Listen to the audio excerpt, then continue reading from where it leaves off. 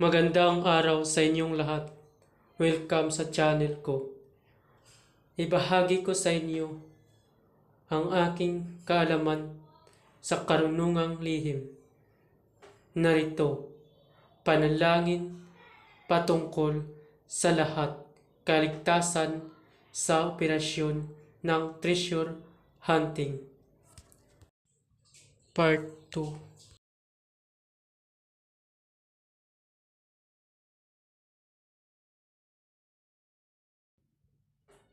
Bago ang lahat, shoutout ko muna sa channel ni Child of God. Subscribe kayo dyan. Maraming salamat. At kung bago ka rin na napadpad sa aking channel, huwag kalimutan mag-subscribe and click the bell icon para laging update sa mga bagong video na upload ko. Maraming salamat.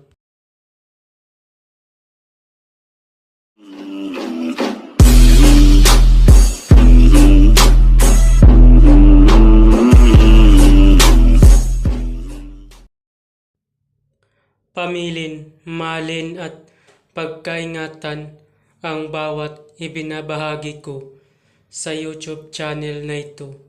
Ang kapangyarihan na kapaloob dito ay lubhang may waga. Gamitin lamang sa kabutihan at pagganap ng kalooban ng Diyos. Maginhuwaran at laging isa puso't isip ang 7 layuning ito. Una, isabuhay ang 4 na gintong simulain. Makadiyos, makabayan, at makatao, makakalikasan. Pangalawa, isagawa ang pag-ibig sa Diyos, pananampalataya at pag-asa sa pamamagitan ng tiyaga. Pangatlo, isakatuparan ang kabutihan, katuwiran, kalinisan, katotohanan, kadalisayan, kaliwanagan, at kababaan ng kalooban.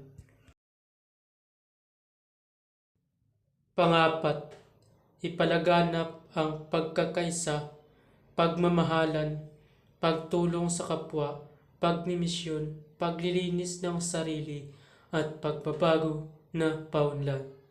Panglima, magkaroon ng paggalangan, pag-unawaan at pagmamahalan sa isa't isa bilang mga kapatid at kapwa-tao. Pang-anim, maging dakila sa isip, sa salita at gawa para sa Diyos, sa bayan at tao. Pang-7, ipagpatibay ang kautusan ng Diyos, tumulong sa pagpapaunlad ng katauhan ng bawat kasapi ng samahan, at tumupad sa hadikain ng Diyos sa tao. Sa pamamagitan ng pagsunod sa mga layuning ito, ang isang naghanap sa Diyos ay makakasumpong sa Kanya at hindi pagkakaitan ng Kanyang liwanag. Pamamaraan. Ang paggamit ng orasyon nito ay kailangan mataas ang iyong kaalaman pagdating sa espiritual dahil isang mataas na uri ang orasyon.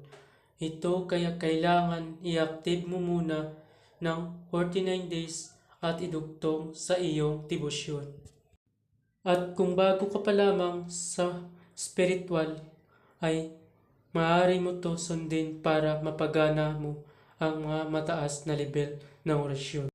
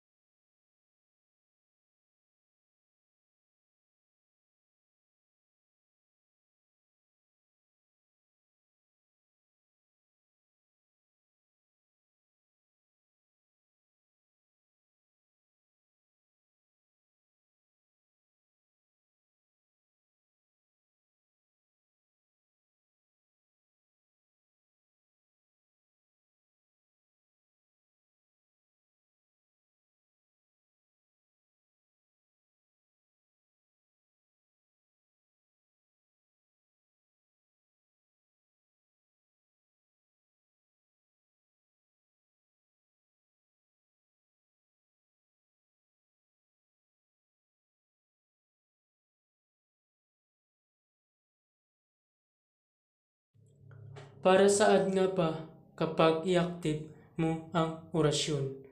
Para po ito sa iyong sarili. Kapag na-active mo na ng 49 days na walang patlang at nakabisado mo ang orasyon, kapag nagkasakit ka, kaya mo gamutin ang iyong sarili. Pero kung natapos mo ang 49 days na walang patlang at hindi mo pa kabisado ang orasyon at ginamit mo kapag nagkasakit ka, hindi mo kaya gamutin ang iyong sarili. Kaya bago gamitin ay kailangan kabisatuhin ang orasyon. Ang pag-active ng orasyon ay isa din sa pagpapabisa ng orasyon na iyong gagamitin. Lalo lumalakas ang orasyon kung natibusyonan ng 49 days at madali paganahin kahit mataas pa dahil na-active mo na ito ng 49 days na walang patlang. Ang paggamit ng orasyon ay kailangan mo muna ng pondo para pagkunan ng kapangyarihan na magpapagana ng orasyon. Ang sinasabi kong pondo ay tulad ng Ama namin, Aba Ginong Maria at luwalhati sumasampalataya. Depende sa iyong gagamitin na pondo. Meron din Latin para madali ito pagganahin kung ang iyong gagamitin na pondo ay Ama namin, Aba Ginong Maria, luwalhati sumasampalataya. Yan tag-3 beses ulitin ang Ama namin, Aba Ginong Maria hanggang sumasampalataya. Pwede din ang orasyon na pondo ang iyong gamitin para mas lalo talaga bumisa at lumakas ang iyong pondo. Part 2, kadugtong ng unang in-upload ko. Ligtas sa kapahamakan at kamatayan, orasyon, oramento, ego, sum, o, ar, pi, dium, pate, pater, totum, filius, mihi, habet, terrae,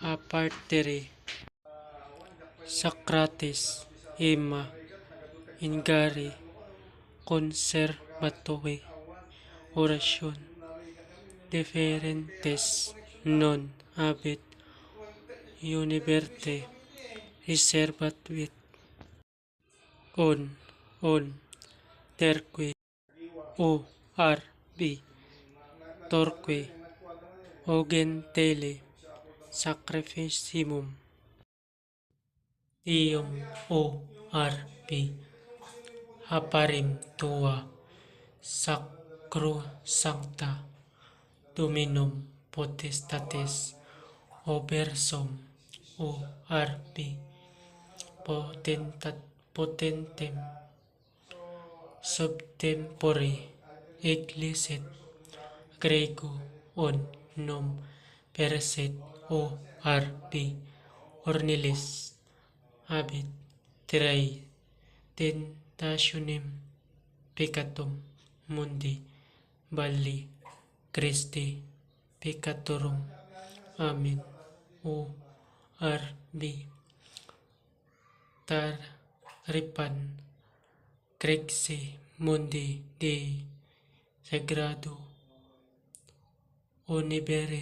oniberte, o tempore, en, o semere, o arbi, o catorem, secot, cola, super, fin, amen.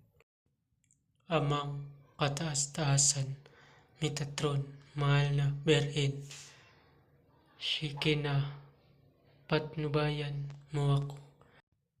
Mangyari na po ang lahat ayon sa iyong kalooban. Amen. Luwalhati sa Diyos Amang kataas-taasan na lumalang ng sanlibutan, Yahweh, Jehova, Elohim, luwalhati sa Diyos Ina ng kaliwanagan, Animasola,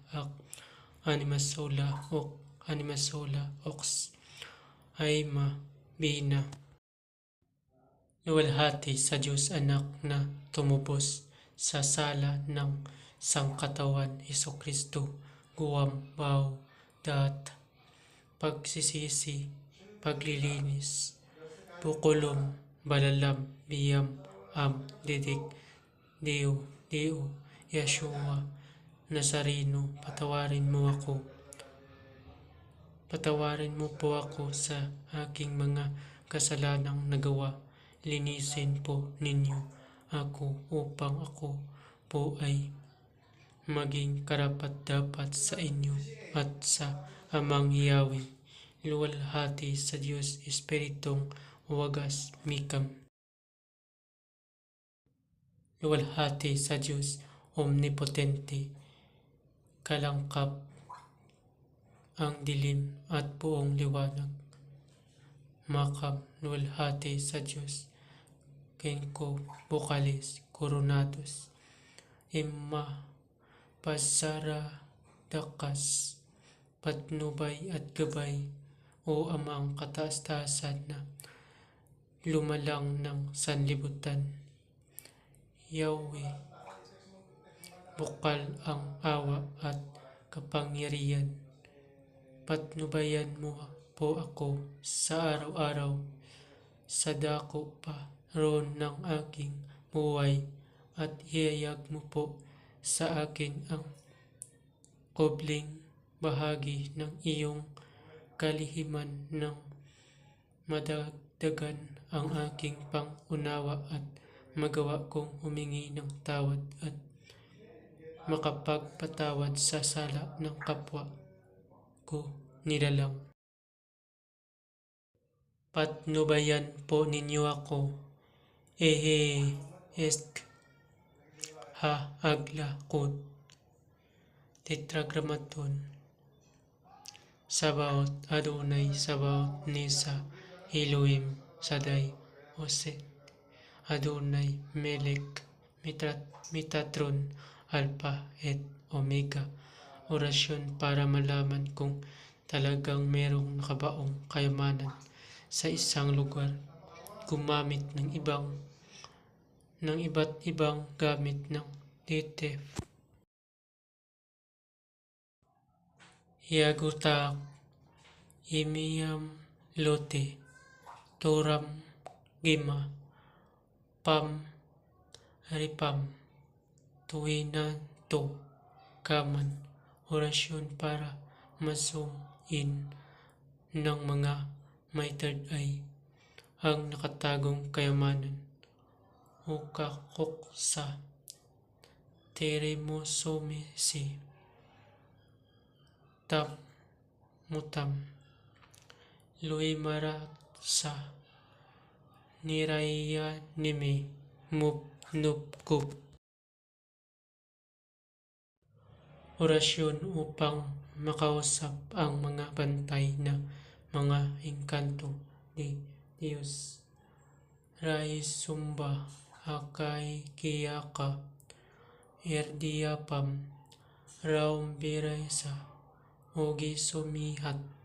Orasyon para makausap ang mga taong pinatay at ginawang tagabantay ng kayamanan. Gawis Puwakbit, Muskab Horadit, Iba Mikse, Orche Gamtibo, Ikbam. Orasyon upang malaman kung may poisonous gas o bomba ang lugar ng kayamanan. Amis Naksani, Soroe Opna Credo, Pisli Supaba Mira, Sadra Inkatise. Orasyon upang mapigilan ang pagsingaw ng poisonous gas. Enremiak Ikan, Knowledge Naloteso, Mulgamugano, Anteli kitam tam na tanato bukma orasyon upang mapigilan ang pagsabog ng bombang inilagay sa kayamanan. Mukowetek se mili hiyataksim tasim jaka hina liyaswe pasara ritati tawam upang huwag basta-basta makita ng kalaban. Bukak tir mumuk muk ti tugag yap yap fatosi mafbam kasope para huwag maminsala ang kalaban. Pito limsi tere pasmil bato bari kam matamukam maganda ng mas maraming oras para sa pagplano at pag-iisip. Isulat lahat ng impormasyon magmula sa kung sino ang may-ari at ng lupa, mga taong isasali, lugar kung expose na ibang mga tao at iba pang katanungang kaugnay ng operasyon, pati ang step-by-step procedures o bawat galaw na gagawin. Babala ang lahat ng mga orasyon na inyong mababasa dito ay lubhang makapangyarihan. Gamitin lamang sa mabuti. Ibinabahagi ko ang mga orasyon na ito para katulong at hindi para makapanakit ng sinuman. Ang sinuman na gamitin ito sa masama ay magkakamit ng walang hanggang paghihirap habang buhay hanggang kamatayan. Maraming salamat po. At kung bago ka pa lamang napadpad sa channel na ito, huwag kalimutan mag-subscribe and click the bell icon para laging update sa mga bagong video na ina-upload ko. Maraming salamat.